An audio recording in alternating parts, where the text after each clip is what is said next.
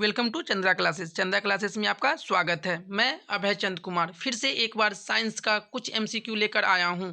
और आज का जो टॉपिक है वो टॉपिक है विद्युत धारा, मतलब इलेक्ट्रिक करंट। हम लोग इलेक्ट्रिक करंट से मोस्ट एमसीक्यू को देखने वाले हैं।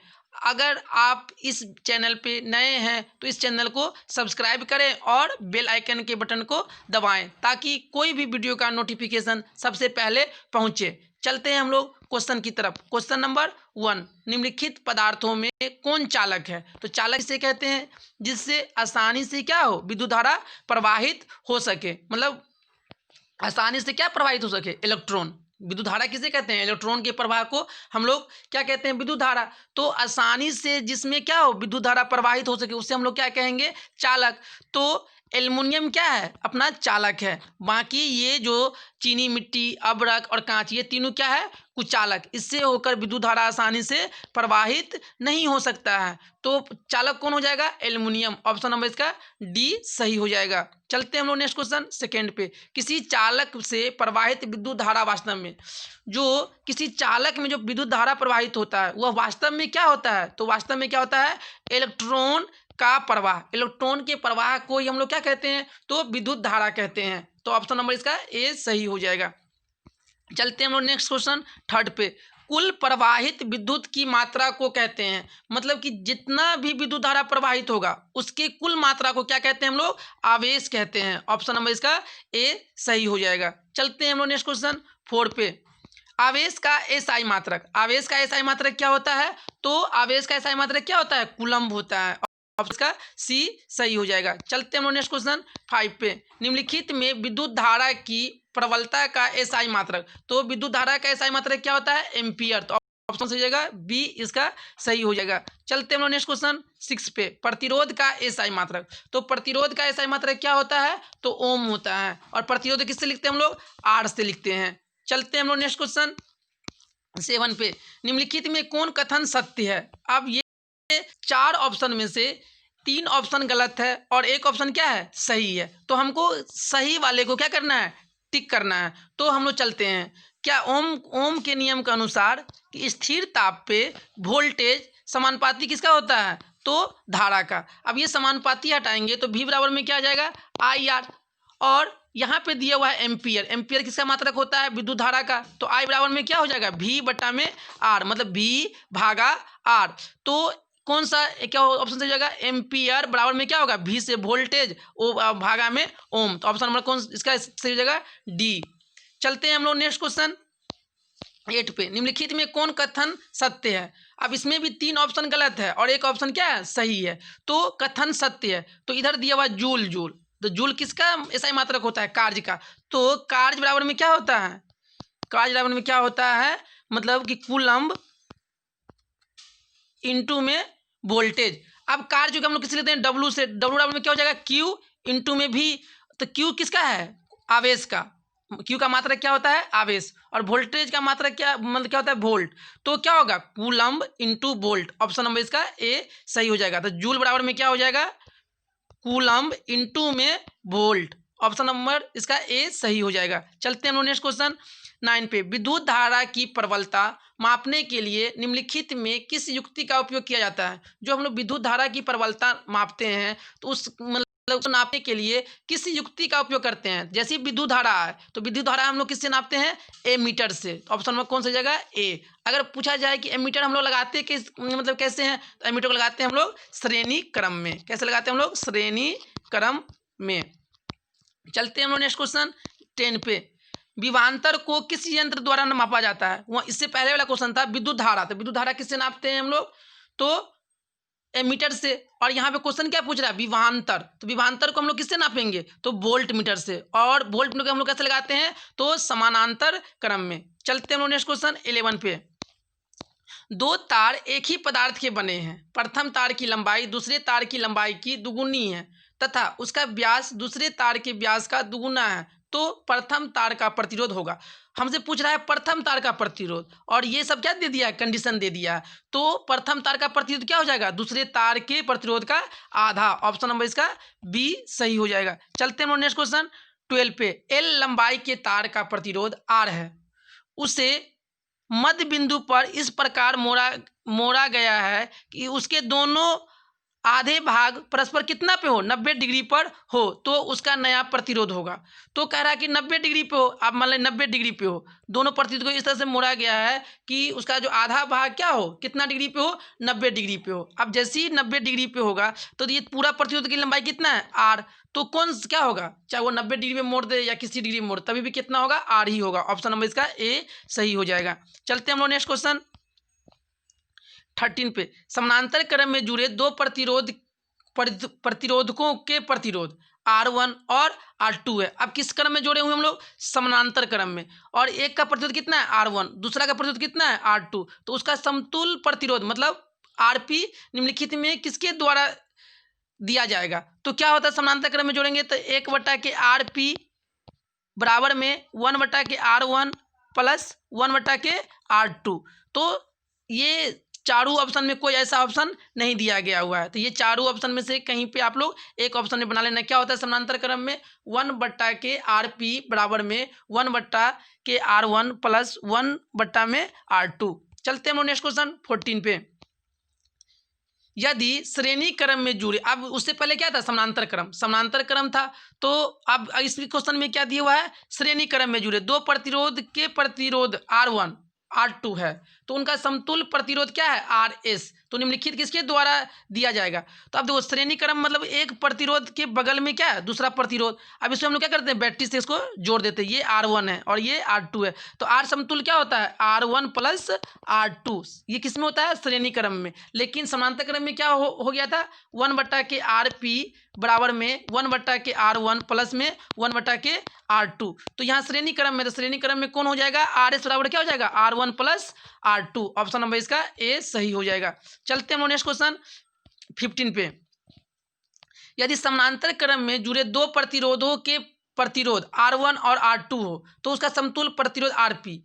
तो कह रहा है कि अब समानांतर क्रम में एक प्रतिरोध क्या जुड़ा हुआ है, R1, और इसके नीचे अगर हम दूसरा प्रतिरोध, इसको हम क्या कहेंगे, समानांतर क्रम। ये क्या है, R2, और इसको एक क्या करें, बैटरी से हम लोग क्या कर दिए, जोड़ दिए हैं। तो कह रहा है इसके समतुल प्रतिरोध क्या होता था, 1/RP बराबर में 1/R1 प्लस 1/R2। तो क्या कह रहा है, R1 से बड़ा, क्या ऐसा है, समतुल पूरा प्रतिरोध होगा, क्या R1 से बड़ा होगा, ऐसा तो नहीं है। R2 से बड़ा होगा, नहीं। दोनों प्रतिरोध से बड़ा, क्या दोनों प्रतिरोध से इसका मान बड़ा होगा, नहीं। दोनों प्रतिरोध से इसका मान क्या होगा, छोटा होगा। तो कौन सा ऑप्शन सही हो जाएगा, ऑप्शन नंबर डी, इनमें से कोई नहीं। चलते हैं नेक्स्ट क्वेश्चन 16 पे। यदि श्रेणी क्रम में जुड़े दो प्रतिरोधकों के प्रतिरोध R1 और R2 हो, तो उनका समतुल प्रतिरोध। अब क्या कर रहा है, श्रेणी क्रम में हम लोग जोड़ रहे हैं, तो ये हो गया R1 और ये हो गया R2। तो समतुल प्रतिरोध क्या होता है, R समतुल्य क्या होता है, R1 प्लस R2। तो ये क्या है, R समतुल्य क्या है, दोनों प्रतिरोध के योगफल के क्या है, बराबर है। तो कौन सा ऑप्शन हो जाएगा, दोनों प्रतिरोध से बड़ा हो जाएगा। अगर मतलब कि R1 प्लस R2 को जो हम लोग जोड़ेंगे, उस दोनों प्रतिरोध के बराबर होगा R समतुल। तो ये दोनों प्रतिरोध से, तो इसका मान क्या हो जाएगा, समतुल का ज्यादा हो जाएगा। तो कौन हो जाएगा, ऑप्शन नंबर इसका सी, दोनों प्रतिरोधों से बड़ा होगा। चलते हैं नेक्स्ट क्वेश्चन 17 पे। श्रेणी क्रम में प्रतिरोधकों का तुल प्रतिरोध हमेशा, अब क्या कर रहा है, श्रेणी क्रम में कह रहा है कि प्रतिरोधकों का तुल प्रतिरोध हमेशा क्या होगा, तो घटक प्रतिरोध के जोड़ के बराबर होता है। जैसे R1 प्लस R2 बराबर में क्या था, मतलब समतुल। तो ये क्या है, ये घटक है और ये दोनों प्रतिरोध के जोड़ के बराबर है। तो कौन सा ऑप्शन सही हो जाएगा, ऑप्शन नंबर इसका डी सही हो जाएगा। चलते हैं नेक्स्ट क्वेश्चन 18 पे। विद्युत प्रतिरोधकता निर्भर करती है, अब विद्युत प्रतिरोधकता निर्भर करती है, तो क्या होता है, प्रतिरोधकता बराबर R बराबर में रो L/A। एल क्या है, तार की लंबाई, ए क्या है, अनुप्रस्थ काट का क्षेत्रफल, और रो क्या है, मतलब कि मतलब पदार्थ, कोई भी पदार्थ कैसा है, चालक की प्रकृति या चालक का पदार्थ। तो इनमें से क्या है, जो विद्युत प्रतिरोधकता है, ये तीनों पे डिपेंड करता है। तो कौन सा जाएगा, ऑप्शन नंबर इसका डी सही हो जाएगा। चलते हैं नेक्स्ट क्वेश्चन 19 पे। विद्युत शक्ति का एसआई मात्रक, जो विद्युत शक्ति होता है उसका एसआई मात्रक क्या होता है, तो मतलब वाट होता है। ऑप्शन नंबर इसका ए सही हो जाएगा। विद्युत शक्ति का एसआई मात्रक क्या होता है, वाट। चलते हैं नेक्स्ट क्वेश्चन 20। ऊर्जा का एसआई मात्रक, तो ऊर्जा का एसआई मात्रक क्या होता है, तो जूल होता है। ऑप्शन नंबर इसका बी सही हो जाएगा। चलते हैं नेक्स्ट क्वेश्चन 21। निम्न में किसका अर्थ जल है? ये चारों ऑप्शन में से किसका अर्थ जल होता है? तो हाइड्रो मतलब क्या होता है? जल। ऑप्शन नंबर इसका डी सही हो जाएगा। चलते हैं नेक्स्ट क्वेश्चन 22। ताप बढ़ाने पर चालक का प्रतिरोध, जैसे ही हम लोग ताप को बढ़ाएंगे तो चालक का प्रतिरोध क्या होगा? बढ़ता है। ऑप्शन नंबर इसका ए सही हो जाएगा। चलते हैं हम लोग नेक्स्ट क्वेश्चन 23। विद्युत धारा का एसआई मात्रक, तो विद्युत धारा का एसआई मात्रक क्या होता है? तो एम्पियर। ऑप्शन नंबर इसका डी सही हो जाएगा। चलते हैं नेक्स्ट क्वेश्चन 24। एक वोल्ट कहलाता है। अब एक वोल्ट क्या कहलाता है? तो अभी जस्ट पढ़ाए थे कि एक वोल्ट क्या कहलाता है। तो एक वोल्ट क्या कहलाता है? तो एक वोल्ट कहलाता है, जैसे ही हम लोग अब एक वोल्ट लिखेंगे तो एक वोल्ट बराबर क्या हो जाएगा? एक जूल पर सेकेंड। तो इसको हम लोग क्या कहेंगे? एक वोल्ट। तो मतलब कि जो कार्य हुआ, एक जूल जो कार्य हुआ और उसमें जो एक सेकेंड टाइम लगा, उसको हम लोग क्या कहेंगे? एक वोल्ट। तो कौन ऑप्शन सही हो जाएगा? ऑप्शन नंबर इसका ए सही हो जाएगा। चलते हैं हम लोग नेक्स्ट क्वेश्चन 25 पे। विवांतर मापने वाले यंत्र को कहते हैं, जो हम लोग विवांतर नापते हैं तो उस मापने वाले यंत्र को हम लोग क्या कहते हैं? तो क्या कहते हैं उसको? Volt meter. क्या होता है? Volt meter. और विद्युत धारा किससे नापते हैं हम लोग? विद्युत धारा किससे नापते हैं? तो ये नापते हैं एमीटर से। और एमीटर कैसे लगाते हैं हम लोग? तो इसको लगाते हैं श्रेणी क्रम में। और वोल्ट में कैसे लगाते हैं हम लोग? तो समानांतर क्रम में लगाते हैं। चलते हैं हम लोग नेक्स्ट क्वेश्चन 26 पे। एमीटर को विद्युत परिपथ में कैसे जोड़ा जाता है? जो एमीटर है उसको विद्युत परिपथ में कैसे जोड़ते हैं? तो हम इससे पहले ही समझा चुके हैं कैसे जोड़ते हैं हम लोग। तो इसको जोड़ते हैं श्रेणी क्रम में। ऑप्शन नंबर इसका ए सही हो जाएगा। चलते हैं नेक्स्ट क्वेश्चन 27। वोल्ट मीटर को विद्युत परिपथ में कैसे जोड़ा जाता है? तो वोल्ट मीटर को हम लोग कैसे जोड़ते हैं? तो समानांतर क्रम में। ऑप्शन नंबर इसका बी सही हो जाएगा। नेक्स्ट चलते हैं हम लोग 28। किसी कुंडली का प्रतिरोध ज्ञात करने का सूत्र। तो अभी जस्ट बताएं, ओम के नियम में क्या होता है? भी समानुपाती क्या होता है? आई। और भी बराबर में क्या होता है? I R. तो अब बोल रहा है कि प्रतिरोध ज्ञात करने के लिए, तो यहाँ आर से क्या होता है? प्रतिरोध। आई से क्या होता है? विद्युत धारा। भी से क्या होता है? वोल्टेज। तो आर निकालने के लिए तो आर बराबर में क्या हो जाएगा? भी बटा का आई। तो कौन सही हो जाएगा? ऑप्शन नंबर बी इसका सही हो जाएगा। चलते हैं हम लोग नेक्स्ट क्वेश्चन 29। धातुएं धारावाहिक होते हैं। तो जो धातु में जो इलेक्ट्रॉन का फ्लो हो रहा है वह क्यों होता है? तो क्या होता है? धातु में मुक्त इलेक्ट्रॉन के कारण क्या होता है? इलेक्ट्रॉन का प्रवाह होता है। तो धातुएं धारावाहिक होते हैं कैसा? मुक्त इलेक्ट्रॉन। ऑप्शन नंबर इसका बी सही हो जाएगा। चलते हैं नेक्स्ट क्वेश्चन 30 पे। 10 ओम एवं 30 ओम के दो प्रतिरोधों को श्रेणी क्रम में जोड़ने पर समतुल प्रतिरोध। अब किस में जोड़ रहे हैं? श्रेणी प्रतिरोध ये हुआ, दूसरा प्रतिरोध ये हो गया। ये कितना ओम का है? 10 ओम। और ये कितने ओम का है? 30 ओम। तो बोला है समतुल प्रतिरोध। तो आर समतुल बराबर क्या होता है? R1 plus R2। R1 कितना है? 10 और R2 कितना है? 30। तो 10 और 30 मिलकर कितना बन गया? 40 मतलब 40। तो कितना ओम का समतुल प्रतिरोध होगा? 40 ओम का। ऑप्शन नंबर इसका ए सही हो जाएगा। चलते हैं नेक्स्ट क्वेश्चन 31। क्या कह रहा है कि 12 वोल्टेज के बैटरी को दो बिंदुओं के बीच 2 कूलम आवेश को ले जाने में कार्य क्या होगा? तो W बराबर में क्या होता है? Q इंटू में V। तो Q कितना दे रखा है? कितना दे रखा है? 2 कूलम। वोल्टेज कितना दे रखा है? 12 वोल्ट। तो 12 दूना 24 जूल। कितना कार्य करना पड़ेगा उसको? 24 जूल कार्य करना पड़ेगा। ऑप्शन नंबर इसका बी सही हो जाएगा। नेक्स्ट क्वेश्चन चलते हैं हम लोग 33। दो चालक जिसके पदार्थ की लंबाई तथा व्यास समान है, किसी विद्युत परिपथ में पहले उसको किस में जोड़ते हैं? श्रेणी क्रम में। फिर उसे किस में करते हैं? पार्श्व क्रम मतलब क्या है? समानांतर क्रम में संयोजन करते हैं। तो उत्पन्न प्रतिरोधों का अनुपात, तो जो उसमें उत्पन्न प्रतिरोध होगा उसमें कितना होगा? तो पहला वाला में 4, दूसरा वाला में 1। मतलब श्रेणी में जोड़ेंगे तो कितना आएगा? मतलब समतुल प्रतिरोध 4, और समानांतर में जोड़ेंगे तो कितना आएगा? 1। ऑप्शन नंबर इसका डी सही हो जाएगा। चलते हैं नेक्स्ट क्वेश्चन 35। रेशम द्वारा रगड़ने पर कांच की छड़ में उत्पन्न आवेश। जब हम रेशम द्वारा रगड़ेंगे कहाँ पे? कांच के, तो कांच की छड़ में कौन सा आवेश होगा? तो कांच के छड़ में कौन होगा? धन आवेश। ऑप्शन नंबर बी इसका सही हो जाएगा। चलते हैं नेक्स्ट क्वेश्चन 36। ऊन द्वारा एबोनाइट की, यहाँ पे छवि नहीं है, छड़ है। क्या है? छड़ को रगड़ने पर एबोनाइट के, यहाँ पे छार नहीं है, क्या है? छड़ पर उत्पन्न होता है। तो एबोनाइट के क्षण पे क्या उत्पन्न होता है? तो ऋण आवेश। ऑप्शन नंबर इसका ए सही हो जाएगा। चलते हैं हम लोग नेक्स्ट क्वेश्चन 37 पे। दो आवेशित वस्तु पर लगने वाले बल पर कौन सा नियम लागू होता है? अगर दो आवेशित वस्तु है, अगर एक प्लस चार्ज है और एक माइनस चार्ज है, तो ये दोनों के बीच में क्या होगा? आकर्षण। तो इस दोनों के बीच में आकर्षण होगा तो किस नियम के लागू होगा? तो ये किसके नियम के अनुसार होता है? कूलम्ब के नियम के अनुसार। किसके नियम के अनुसार? कूलम्ब। चलते हैं नेक्स्ट क्वेश्चन 38।